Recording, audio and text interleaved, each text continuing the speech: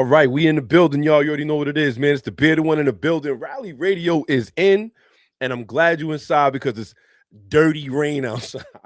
It is dirty rain outside. You already know what it is, man. It's bad outside. It's raining. Don't mean you can't come in here, tune in, see what we got going on over here. And don't forget, Rally Radio here every Saturday, 12 noon. You already know. But you get a chance, you can also follow us on YouTube. We're gonna put that little widget we got up there all the time. Make sure that we have that for our people to see right there in the top over here on this side over here. Don't forget, click the QR code and you can find us on YouTube. With that being said, you already know what it is. The bearded one, we about to jump right into this. It's really getting ugly out here, first and foremost. How many of y'all been really worried about this air quality we got going on right now? This is actually one of those kind of things where you gotta really, really, really be careful. This is not the first time. We had a little situation with the air quality prior to that, but we ended up getting over it. And we asked ourselves then, was that just Canadian wildfires? I don't know. Maybe, maybe not. But we are here, man. Shout out to everybody who's tuned in, paying attention. Rally Radio in the building. We making moves early in the morning. Actually 12 noon. So a couple other things we got going on before we jump right into this. We got a little bit of a issue out here with our air quality. And not only that, I think it also shows that if we was ever in some sort of like kind of warfare like that, we might be a little bit nervous because it's surely not only is it raining outside crazy, because of that, it is actually looking pretty dark outside. I mean, it looks like nighttime outside. It's a perfect time for you to tune into the show. So with that being said, we're going to jump right in. We got our little cold start going on right here. Let's just get right to that. You already know what it is, man. Pay attention. Let's get it. All right. This is our cold start. So we'll be jumping in with. I know you see the title up ahead. You see it at the BMWs. And the Hondas. Hondata has been bought out by a private equity firm. That is very interesting. Very, very interesting. We also got a couple things going on here. Rapid fire, real quick. We got the BMWs. Next M3 keeps a gasoline straight 6, but the manual's future remains the real fight. That's very interesting. It sounds like they're going to keep them gas powered, but they're going to get rid of the manual transmission. It's going to be all-wheel drive too. Don't know how I feel about that. Ford is building a 2027 top class endurance racing identity around naturally aspirated V8 sound. That's another one we got to pay attention to here. Dodge is teasing a how to charge a 6-pack beyond the current 550 horsepower Scat Pack. Now, Dodge need to stop playing.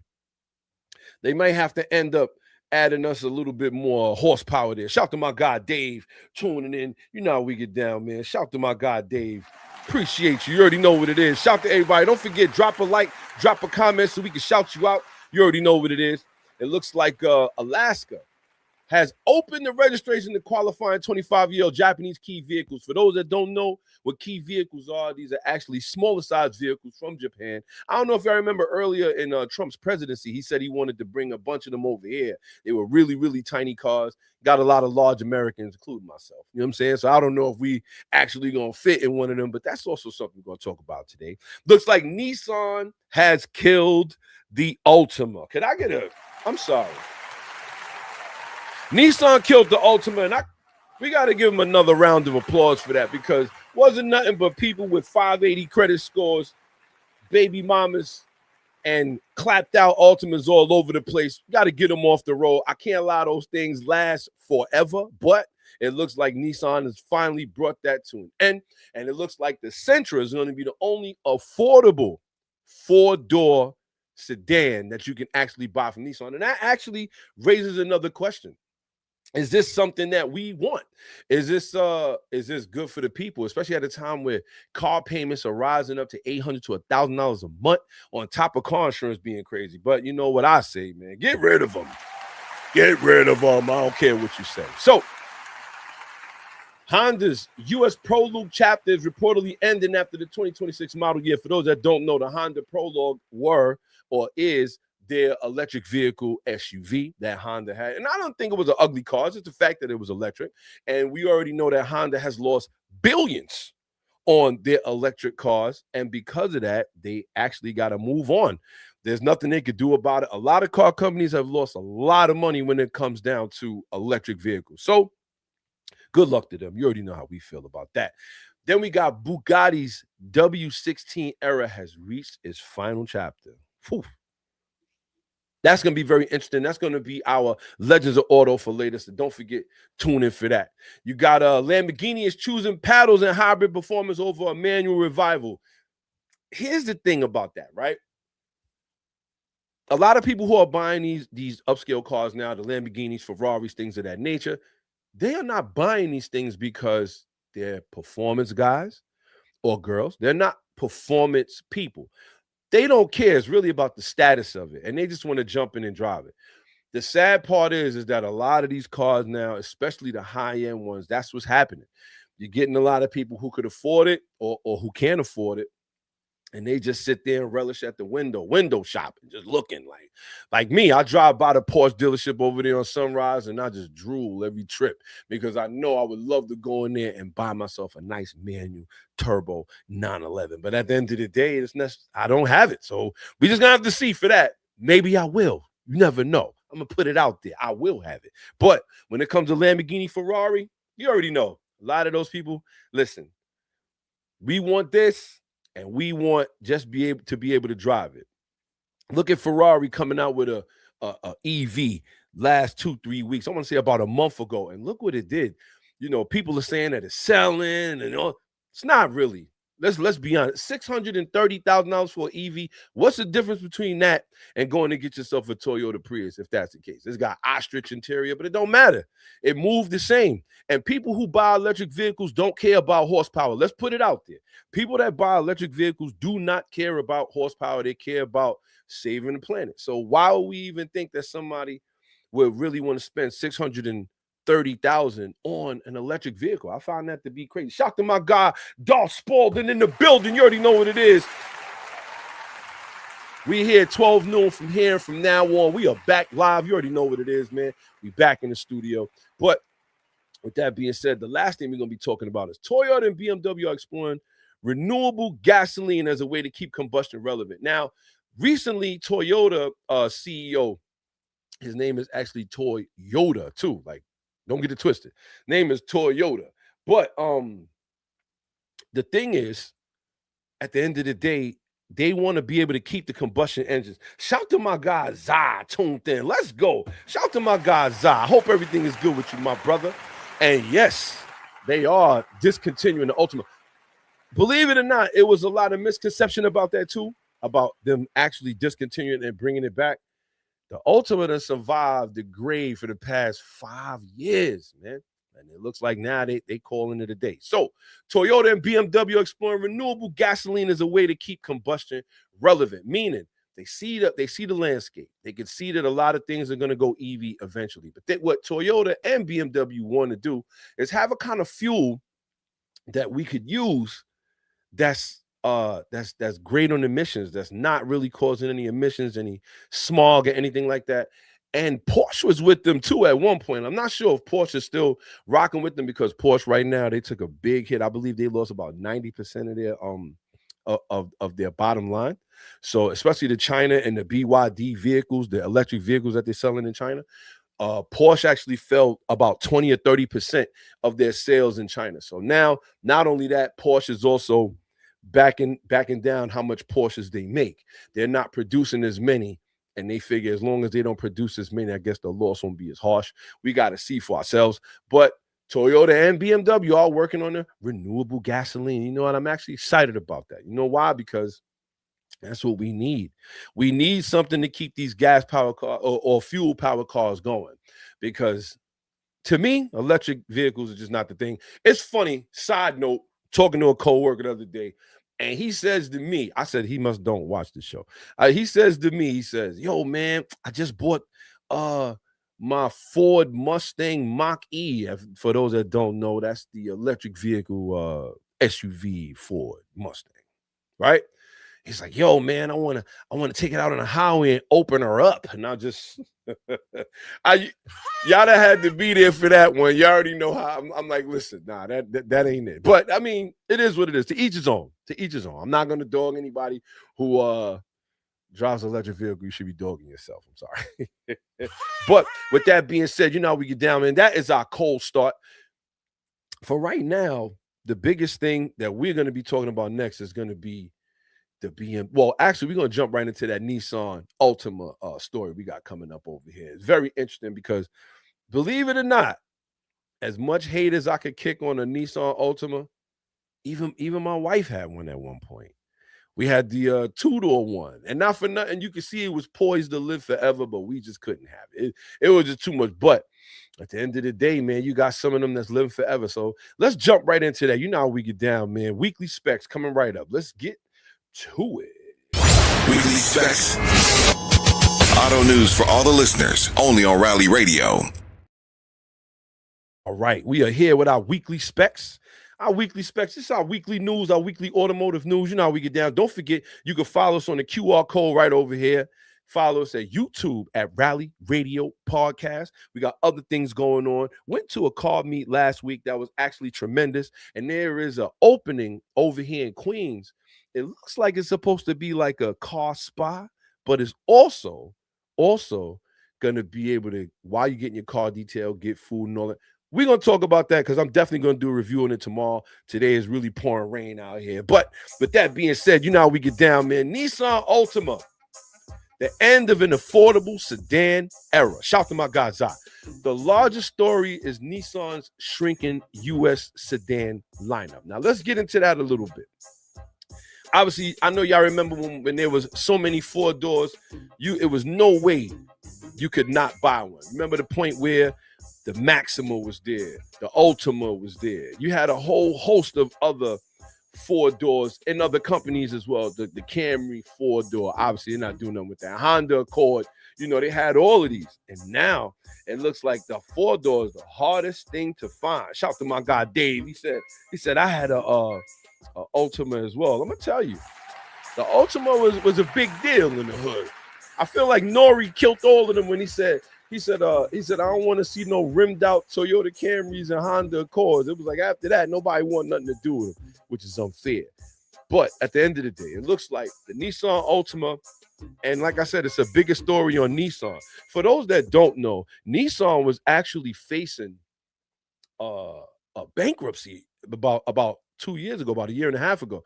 There was a point where now, and they're still into it, they're looking to do a merger with Honda, which is very interesting. They're looking to do a merger with Honda because of the way that they have fell behind.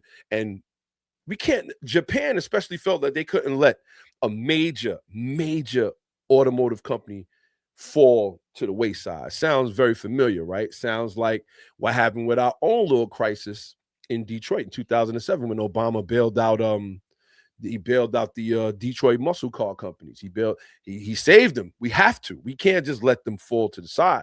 So it looks like Nissan is doing the same thing. Affordable mainstream cars become future used cars and entry-level project platforms, which is the best part about it. So a lot of times, if you do see a Maxima, you may see a Maxima manual for sale, 200,000 miles. You'll find a young college student going to buy one for $1,000, $1,500. Now, that's not so possible anymore because of the fact that they're going to be killing those platforms. And if you ever tried to go buy one of these cars recently, you'll see for yourself that these cars are expensive now. Remember before you'd be able to buy yourself a little $500,000, $2,000 hoopty? Nah, that $2,000 hoopty now is like $5,000. So it just goes to show a lot of this is having a domino effect throughout the car community. And even though the Ultima has had its share of internet fame with the memes, it's still one of the more affordable cars. This is why it was everywhere. And I mean, some of the memes are hilarious. You know what I'm saying? Like, you seen them dented out, donuts on all 4 sides. It's like, yo, it's got to be crazy, but it is what it is. People was rocking them, and I'm not mad at them. They was getting the job done. I think the question for the audience, you can answer it in the comments below.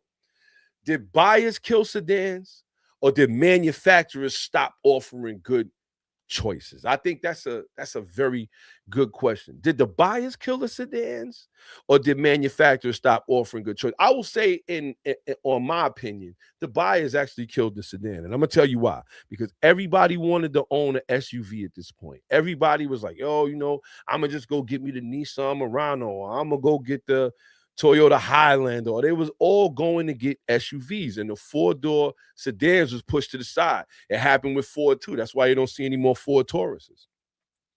Those cars was pushed to the side. Nobody actually went looking for the sedan anymore.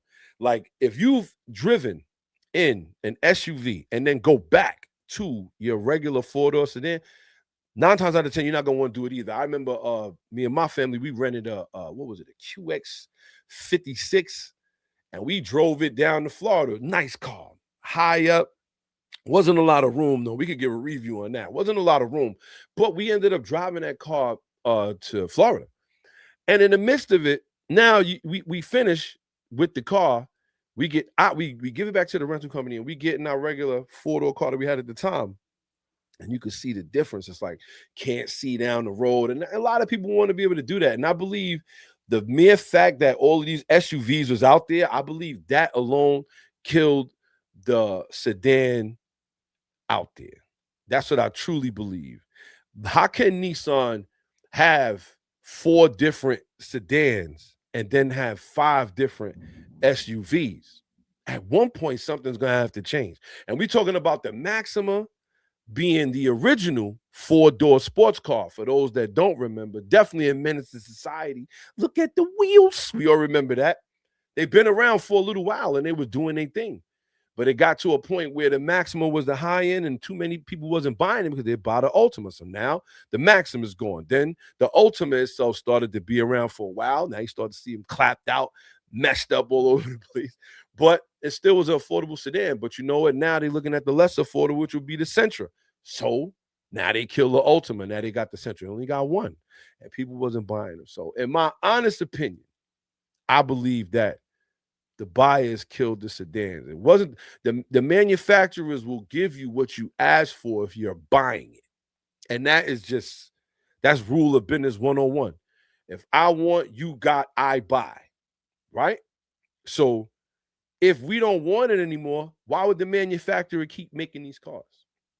So it's something to think about. Shout out to everybody who's tuned in, paying attention. You already know what it is. The bearded one here. We're going to jump right into our next little segment we got over here. To be honest with you, it looks like Dodge.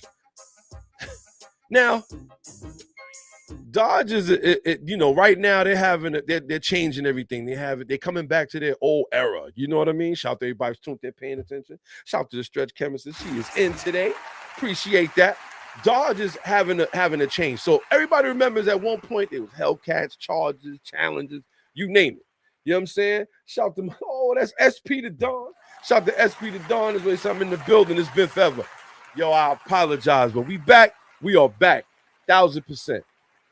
Dodgers was doing a thing with the Hellcats and the Chargers, and that had really been going on for a while, since like 2005. I want to say about once they killed it off, it was about, I think the last one was in 2023. I'm not sure 100%, but about that. But they ran with that car for about 18 years. And I mean the ones that mattered. Let's say the ones that mattered. Let's just get into that.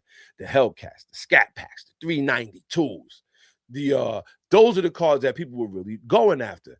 Dodge was really doing their thing, and out of nowhere, because of the regulations for emissions and things, they had to kill all of those cars, right? They ended up going electric, which was like almost a nail in the coffin for them. At the end of it was the nail in the coffin almost. They was almost out of here.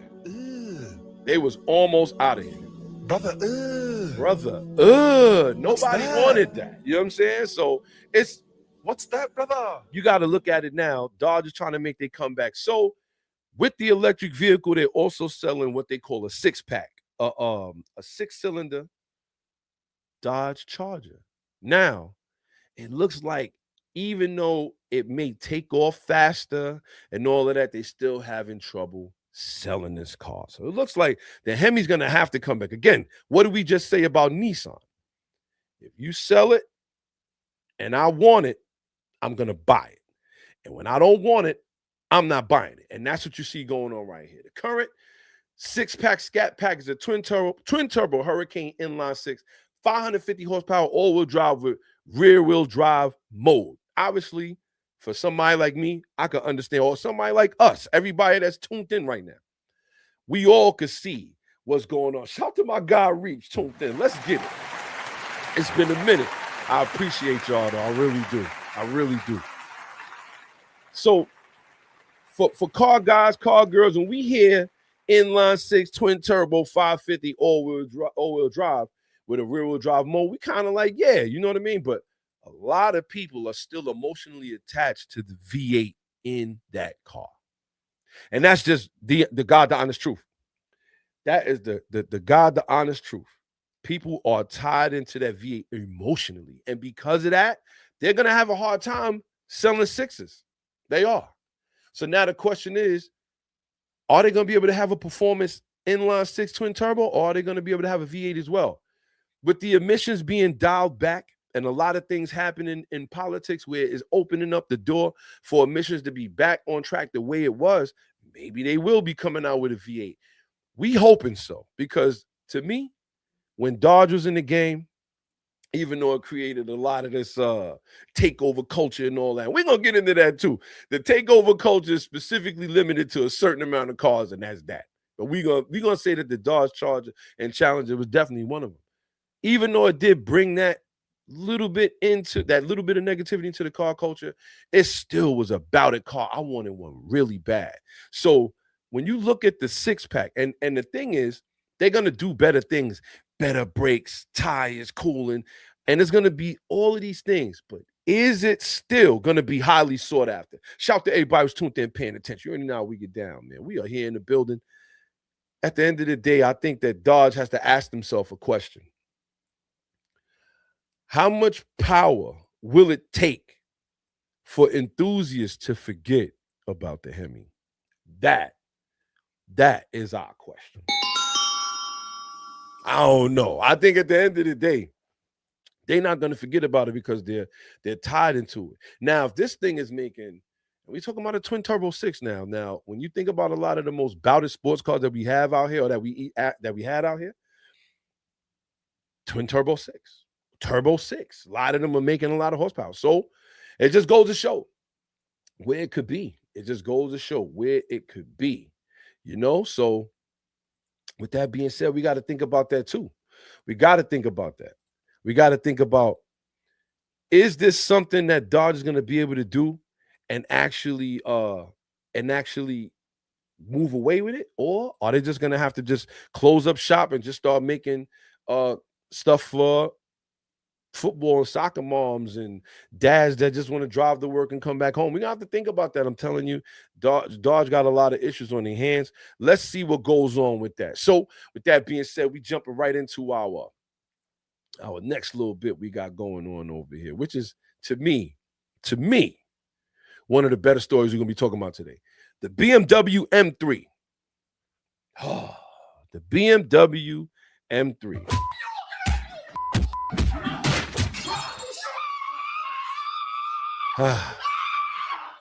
The BMW M3, every time you think you love them, and you know, and people been loving them for a little while. Don't get me wrong. I know what they are. But if the next BMW M3 is going to be a gas engine, but not manual and all-wheel drive, what changed that? And that's what it looks like BMW's talking about doing. It looks like BMW's talking about, for the next BMW M3, they're going to have a gas engine, but it's going to be all-wheel drive and auto. And does that count? To me, that's like, you're saving the heart, but you're getting rid of the soul. You know what I mean? Like, the whole point of a lot of people that buy an M3. I'm not just talking about a BMW, because you got some guys going out there, you know, buying they B58 powered BMWs and taking them to the drag strip, big turbo, automatic, and all of that. But when you buy M3, that's because you are an enthusiast. I want to say you drive manual and things like that. So it's like, it's very, I don't know, it's very finicky in my opinion. When you start talking about, hey, you know what? I got an M3, and guess what, y'all? It's outside, and it's all-wheel drive and auto, unless them paddle shifters are amazing, people gonna want to drive. They're gonna say, yo, that's a nice car, but at the end of the day, does it really count as an M3? Shout to everybody who's tuned in, paying attention. My guy SP said that still sounds hilarious to this day. That's a fact. Is to me, I don't know what they're gonna do. Shout to my guy Reeps. He said, problem is guys like us are becoming far and few. Facts. People want the easy intake, exhaust, and tune power. Real car guys that wrench is a dying breed. Wow. Wow. Shout to my guy Reach for that one. That's a fact. That's a fact. The more you look at it, the more you see for yourself. Is that a lot of the purists, the guys that are into these, or so in fact, we could push it another level further, that now the purest car costs way more than something like this. Like, I could see BMW keeping the manual, but charging you a premium price for manual. And it used to be the other way around. You used to be able to buy the manual, and the premium was the automatic. Like I said before, that's going to be the title of the show. If you got, I'm buying. If I don't want, I'm not buying. So it's like, the more you look at it like that, you got to say to yourself, this is why a lot of these cars are really dying off, is because even us as sports cars enthusiasts and sports car guys and girls, and at the end of the day, the prices be so outlandish. It's like, prime example, I went looking for not looking for, but just checking out. You know how we do. We always checking out cars, right? I went to go check out a Nissan, a 2027 Nissan Z Nismo, and we talking like 50 grand. $50,000. And it's like, bruh. I mean, don't get me wrong. If you want it, you want it. But the premium price, because that car's a manual, $50,000. And they talking about this, the Prelude of this year, the 2026 Prelude is outselling that. And of course it is. You know why it is? Because at the end of the day, nobody can't spend 50 grand. They can't spend 50,000. Shout to my guy Tiny. Shout to Tiny. What's good, Tiny? You already know what it is. So you got to look at it like that. It's getting to that point. Shout to SP. Say, yeah, these automatics taking the sport out of driving. They are. They are. But it's like at the end of the day, a lot of these people are just, they're not into it like that. And then like shout to my guy Reeves. He was 100% right. He's like, yo, they few and far in between. The wrenches, the drivers. You know, I drive my Type R. I drive my Type R, and I love it. I love it. And it is not so much about power and everything like that. It's just the feeling of being connected and involved while I'm driving. Don't forget to check out some of our merch, too. We're going to have a couple shirts coming out that's going to commemorate that. But it's just being involved in the car. Like, it's not just doing something for me and I get to stare out the window or go to sleep like you got a lot of different people doing in these Teslas, but that's a whole nother ball game. At the end of the day, you get to really, really be involved, drive, shift. It's like, I don't want nothing doing nothing for me until I have to sit back and something has to do something for me, if I'm in a wheelchair or something like that. You feel what I'm saying? So it's like, gotta look at it like that, man. We losing a lot of our identity in our purest cars because they pushing the price point to the point where the purists can't even afford it. And purists got to blame themselves too, because at the end of the day, we will probably have the money and be like, yo, you know what? Instead of me buying the 2027 BMW M3, I could probably get a 2020 turbo, wheels, all of that. And here we go. Now we leave that car there. And again, BMW's like, listen, if it's not selling, then why do I keep making it? So it's very interesting out here, man. Shout out to everybody who's tuned in, paying attention. You know how we get down, man. Shout out to everybody who's rocking with us right now. Don't forget, we're going to be back here Saturdays,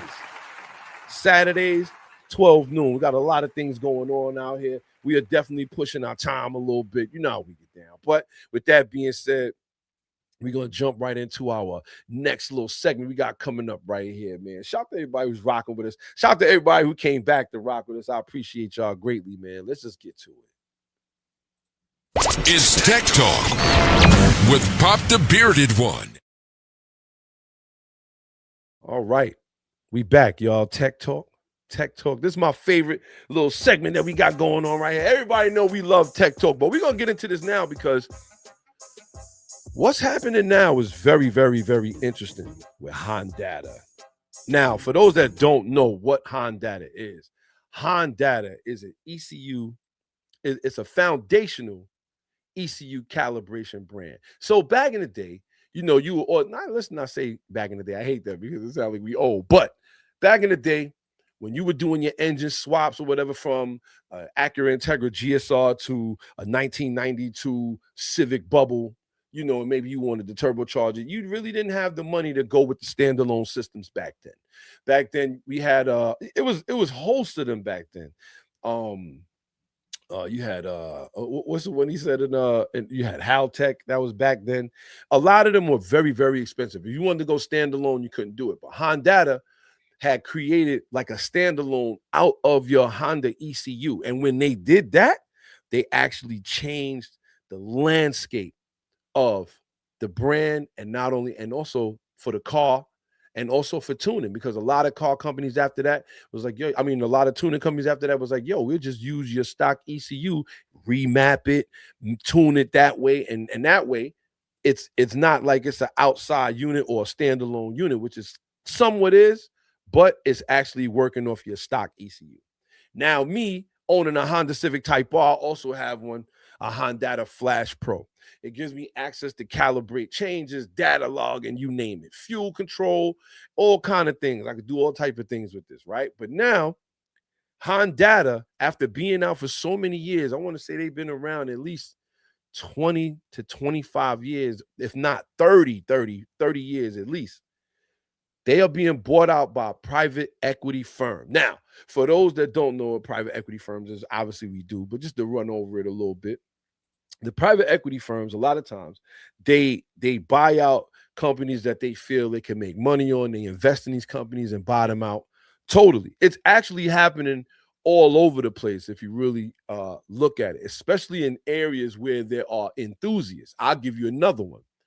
Just recently, you had a private equity company that acquired a machine, Native Instruments machine. Now, I use that to make beats. I don't know if you see all this other stuff right here, but yes, I do make beats in my spare time as well.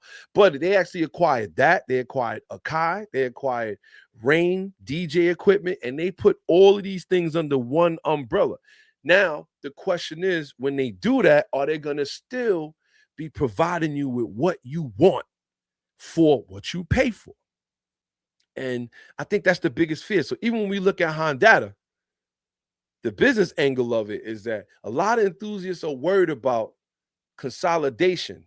Can it improve resources and stuff, or is it going to raise prices? Are they even going to go subscription based? Because a lot of companies are doing that now. They figure instead of you just buying one thing, we'll just milk you forever until you don't want to be milked anymore. Pause. You know what I'm saying? So it's definitely something we got to pay attention to out here. So it hasn't come out all the way yet as if they have been purchased or not, but they have not made any kind of announcement or anything of that nature. So we got to think that it is happening, because I feel like if my company came up and said that my company was bought out by a private equity firm, the first thing I say, we adamantly deny it. But there hasn't been no denial. So now we got to say that it's going on. And if that is going on, would it make it better or worse? Now, obviously, if you are not using Hondata, it's hard to say. But just look at it from a broad perspective of you owning something outright. You paid for it, and now, obviously, you go back and you use it every now and again. You go back, you may change a couple things here and there. But now to go back and change something is going to cost you $25 a month. In order for you to reap the benefits of owning this thing, it's going to cost you $25, $30 a month. That could get expensive real quick, because we're talking about $30 a month, $360 a year. Whew.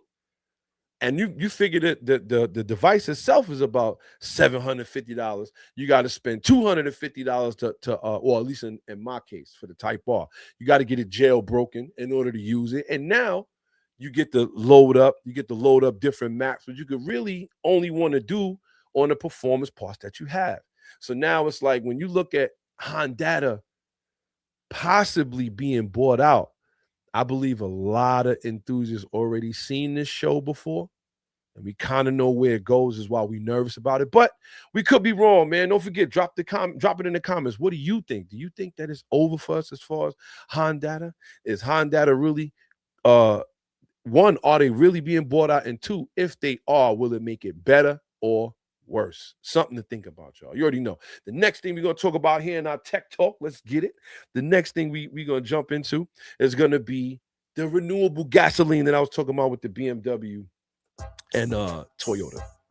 Now, it lowers the life cycle carbon without scraping the existing gasoline fuel, without scrapping it altogether. What happens is, though, we just got to keep in mind that if we do go to this kind of fuel, what is the wear and tear on the parts? Because what a lot of people don't know is that if you use a certain type of fuel, like let's say you do E85 and your car is not good for E85, or even if it just has a little bit more ethanol, like 12% versus the 10%, it can really tear your car up if your car is not ready for it. So it's like, we got to really, really look at that as well. I mean, I would like to believe this is some of the homework that they're doing, because one thing about Toyota, they're going to do their homework.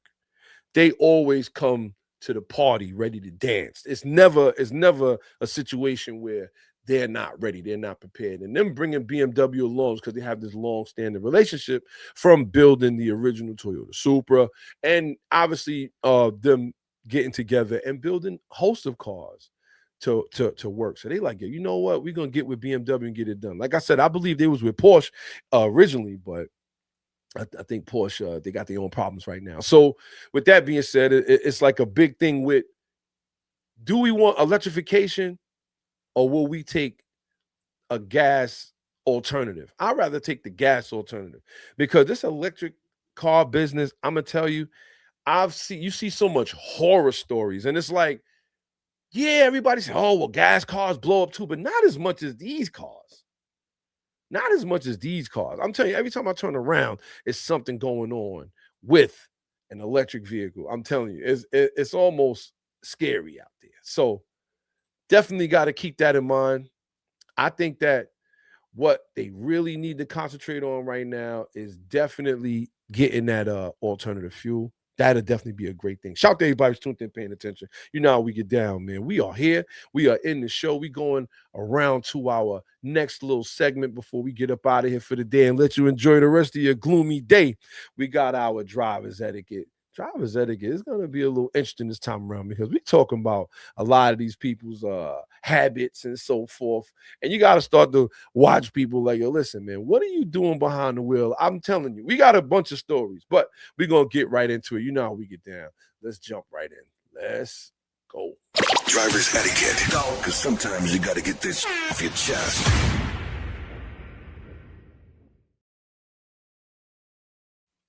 All right, we back. Driver's etiquette. You know how we get down, man. We are in the building. Now, I was actually witnessing this the other day.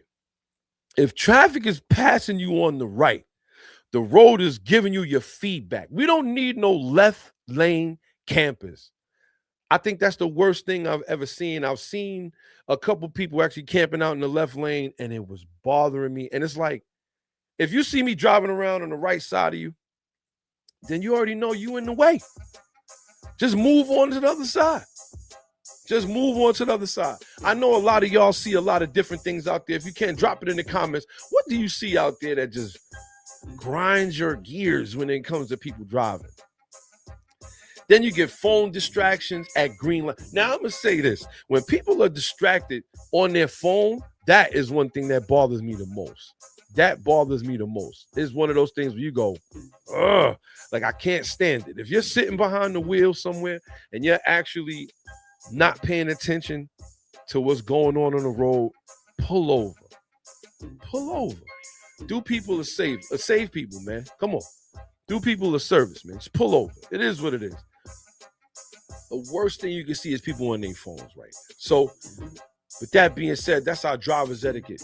Not really too much, not too long of a segment, but we got a couple other things going on. Shout out to everybody who's tuned in, paying attention.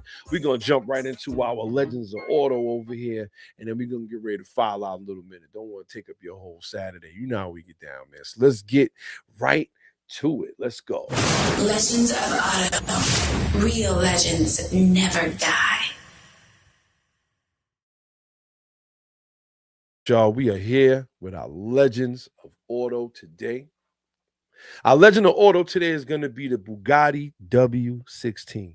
The engine that made 1,000 horsepower feel normal. Now, what's crazy about this is, right?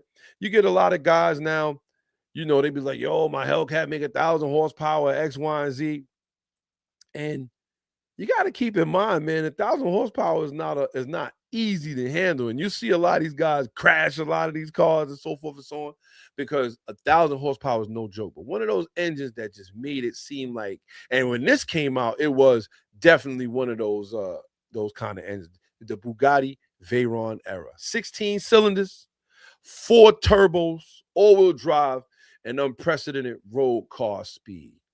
Had more power than you can actually shake a stick at. It was 1,011 horsepower, I believe, when it came out, the Bugatti Veyron. And I mean, it was unheard of. 4 turbos, and then on top of that, the car was beautiful. But it had a gauge inside of the car, the Bugatti Veyron. It has a gauge inside the car that shows you just how much horsepower you're using the more you step on the throttle. You step on the throttle and you'll see the horsepower number. Are you using 400, 500, 800 to using all 1,011 horsepower? And I mean, that right there was something to say within itself. You've seen a lot of different people go out there and buy them. If you're lucky enough, you may see one on the street. I've only seen them parked. I've never got a chance to see one moving. The Chiron, the Bugatti Chiron, it actually made more power, more refinement, and repeated a lot of different speed milestones. This Bugatti took a lot of those high-speed records down, took a lot of those the most horsepower sold down, did a lot of different things. I believe the real legacy is going to be cultural, though. It reset expectations for hypercar power and engineering. Like, you can't just tell me, yo, man, I got this car, it's a hypercar, or you can't just listen to somebody say they have a hypercar that they spent $1 million on and they come with less than 1,000 horsepower. Nobody trying to hear it. So this thing in itself was definitely a legend of auto in this time. I really wish I actually had a chance to actually drive one to really see for myself, and maybe I will later on. All you got to do is promote the show. You know how we get down. Rally Radio, we in the building. But with that being said, that is our Legends of Auto. It is the Bugatti W16 engine, Veyron, and Chiron, because those things are coming to an end. And trust me when I tell you, we're going to miss all of this stuff when we're gone, man. So with that being said, we're going to jump right into our next little segment we got going on over here. This is a Hot Mod segment. Let's get to it. Hot Mods, the newest and freshest. Hey, modifications, parts, and fashion. Only on Rally Radio. All right, y'all know how we get down, man. Hot Mods. Now, obviously, the Honda tuning priority list. After we talked about the Hondata thing, I started to think, like, what's some of the priorities to even get to the Hondata? Because remember, this is not something, it's not the first thing that you buy, right? You don't go out there and just buy the Hondata first. What you really want to do is you're going to be going through a little bit of a baseline. So your maintenance baseline first is going to be fluids, plugs, coils, compression check, you know, all of that leak down test, make sure the engine is good, right? Get your tires and brakes right first. I get tired of seeing people out here with horsepower with the corniest tires, the worst tires they could buy, and stock brakes. No, you ain't nothing but a death trap waiting to happen. So make sure that you do that, right? And obviously get your intake and exhaust game up. Why are you buying any kind of standalone or anything of that nature if you ain't even got real performance parts? Come on. And that's small, because when we get into the world of performance and tuning, trust me when I tell you, there's a lot. For those that don't know, there's a lot when it comes down to that, from turbos to wastegates, blower valve. I mean, like, you go into performance, and let me tell you, this is where most car guys, this is where we lose our money. This is where we actually like lose all of our dollars. Shout to all the car guys that's out here, man. You already know how we get down, man. So I gotta say, definitely, if you're gonna go with any kind of Honda or Honda tuner or anything of that nature, any kind of standalone, get yourself a reputable tuner. Shout to my guy Wayne Speed. Shout to Wayne Speed. Don't forget, go check him out if you can. Wayne Speed. That's my guy. We did an interview with that guy early on last year, and I'm gonna tell you, he been tuning for years. He tunes your car like it's his own. He's not trying to let your car blow up or nothing like that whatsoever. So keep that in mind. Wayne Speed, he's out there. With that being said, man, if you can, don't forget, you can follow us here. Rally Radio Automotive Podcast on YouTube. All you got to do is scan the QR. What's your 3 favorite mods? And what's some of the modifications that you did on your car that you regret? I know a lot of y'all still driving around out here with them cut springs and all of that. Yeah, don't act like you ain't do it. I know you're around. So with that being said, we're going to jump right into our next segment. We're going to get ready to get up out of here. You know how we get down, man. It's the bearded one in the building. Here we go. It's the Understeer. What up? Where we like to ask, what the hell were you thinking? All right, now. We done made it here to the understeer. We got 5 understeers, really, and that's just the take from the show. 1, BMW, they going to get the understeer. They don't deserve a victory lap for saving the gas engine if you're going to get rid of the manual and make it all-wheel drive for the M series. I can understand if you do that for your other cars, but this one is not the one you're supposed to be doing that to. So they don't get no victory lap. If anything, they get... It's the Understeer. That's what they going to get. So Dodge. Dodge can add horsepower, but the 6-pack needs a personality separate from the Hemi era. In other words, Dodge, if you really want to sell this 6-pack, you really want to sell this car, you're going to have to do yourself a favor, and you're going to have to forego the Hemi all the way. There can't be no rumors, secrets, or anything like that the Hemi V8 is coming out. You're going to have to forego it if you want people to understand that the 6 is here, and that's just where we going with it. So if that's the case, Dodge as well.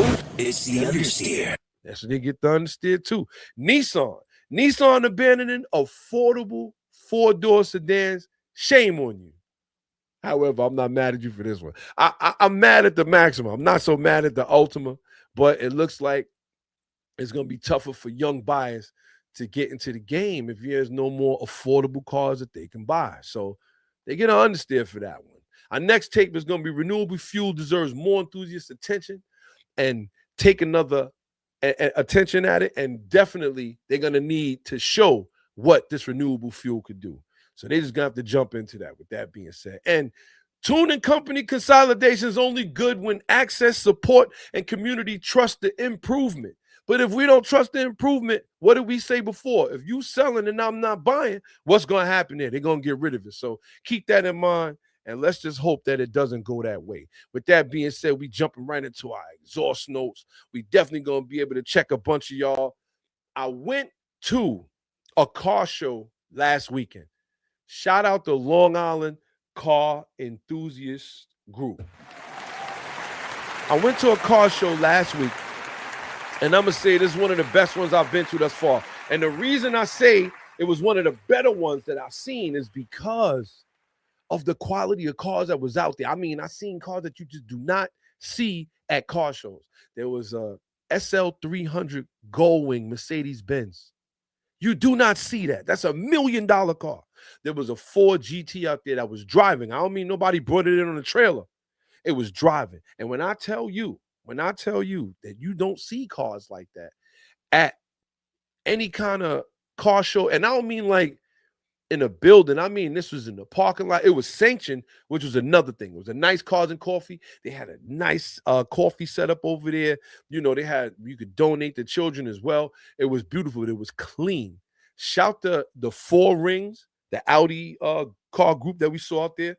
Nothing but McLarens out there, Porsches.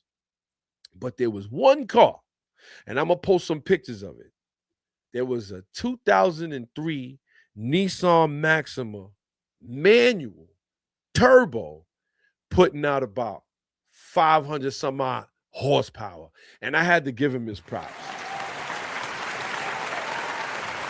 I had to give him his props because I hadn't seen one of those in so long that it was just, I just couldn't believe it. I was just like, wow, they really have a Nissan Maxima out here, man. And it was beautiful. So with that being said, that's going to be our exhaust notes.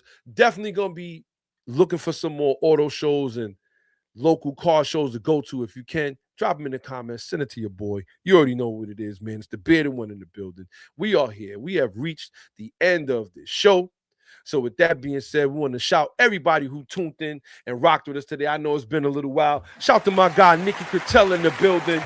Shout to Marlon. Shout to SP to Don. Shout to my guy, Darth Spalding. Shout to my guy, Reeks, a.k.a. Dangerous Damien. He hate when we call him that. You know how we get down, man. Shout to everybody who liked, subscribe, share. Don't forget, we are here, Rally Radio, Saturdays, YouTube, Rally Radio Podcast, 12 noon. We also going to be having some other things on the YouTube channel. Don't forget, you can follow us on Facebook. You can follow us on TikTok. We're going to have a lot of different things going on. But that is what we got. So until next week, when we see y'all, I'm in the streets. Let's get it. Know how we get down. Holla at us. And don't forget, you know where to find the bearded one. Definitely at any car show you got going on right there. Shout out to my guy SP as well. He said we might as well sing the end of the road. You know what, man? If I had charge of that, I'd play that on the way out. Yo, that's hilarious. With that being said, you know how we get down, man. Shout out to everybody who's tuned in, paying attention. Rally Radio in the building. Saturdays, 12 noon. YouTube, Rally Radio Podcast. You can also find us on TikTok at Rally Radio live on Saturdays. Facebook, you can find us on Gutter Ball Rally live on Facebook. You know how we get down, man. We are here. We in the building. Shout out to everybody tuned in. Let's get it. Peace.